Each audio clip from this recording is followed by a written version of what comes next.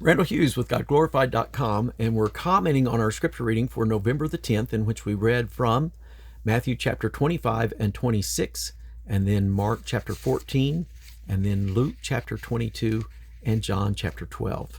And we had the parable of the 10 virgins that we began with, and then the parable of the talents.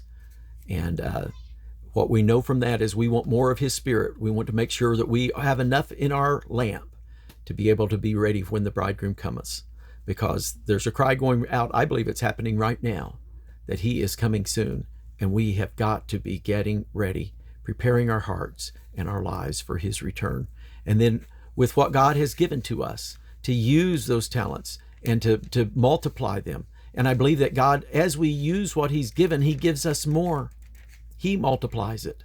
And so it's so important that we find ways to use what God has given, to share with others, to reach out to others, to share His great word and His great truth. And so we don't want to be like the unprofitable servant who did nothing with what God had given him, and he was cast into outer darkness. And then Jesus says in Matthew 25:31, when the Son of Man shall come in His glory, and all the holy angels with Him, then shall He sit upon the throne of His glory. And I'll just tell you up front, I believe this is the white throne. Some have tried to say it's the millennial throne. There is a disposition at the point of going to the millennial throne of the righteous dead versus the unrighteous. And that will certainly take place, some level of disposition for the first resurrection. But at the end of this, it says that the goats were cast into everlasting punishment, but the righteous into life eternal. And so the everlasting punishment to me does not begin until the death and hell are cast into the lake of fire after the white throne. And so to me, that seems to be locked in with that timing to me. That is the judgment for those that were the goats.